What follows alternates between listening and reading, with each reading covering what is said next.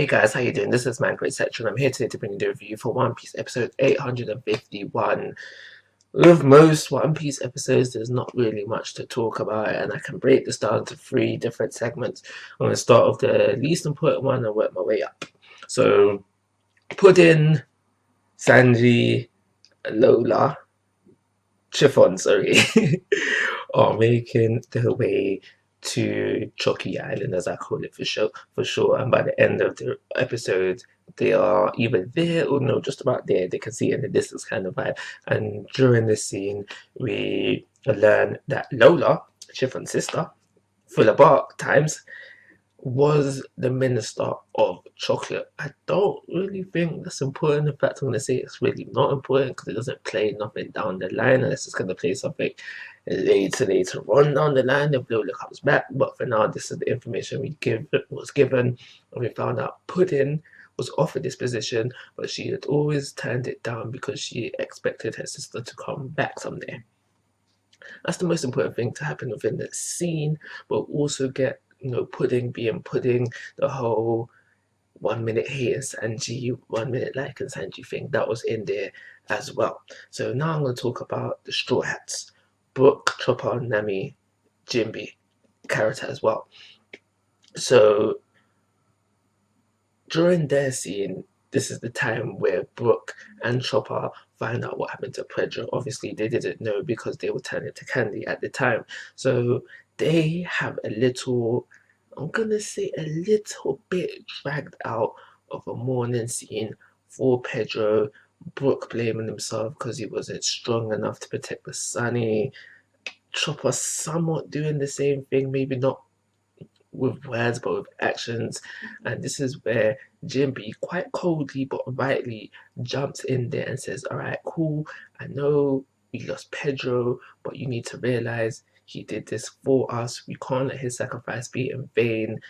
We can mourn, but we need to do it now. We need to concentrate right now so we can get out of Big Mom's territory. We are still in Big Mom's territory.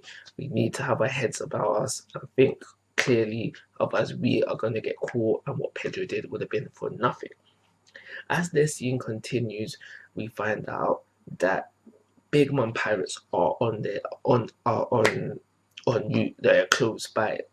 Carrot can see them within the distance, and that made me think this time around, because I didn't think this was in the manga, but a coup de burst should I don't understand how basically the Big Mom pirates cleared the distance that they used, cleared the distance between them so quickly, without their own kind of coup de burst when they're only using normal ships and they're sailing quite normally, where we have Big Mom who's walking on water, or I should say Candy.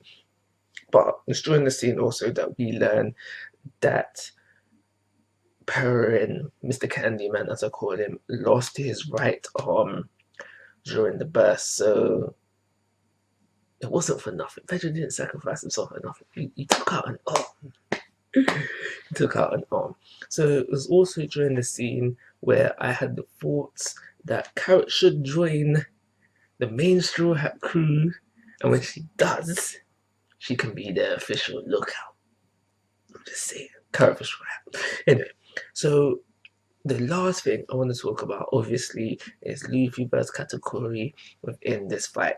This episode, I should say, concentrates on Gear 2 versus Katurkuri. And we see that not only is Katurkuri able to keep up with Gear 2 speeds, match him blow for blow, he can also do the one better. He can also better him.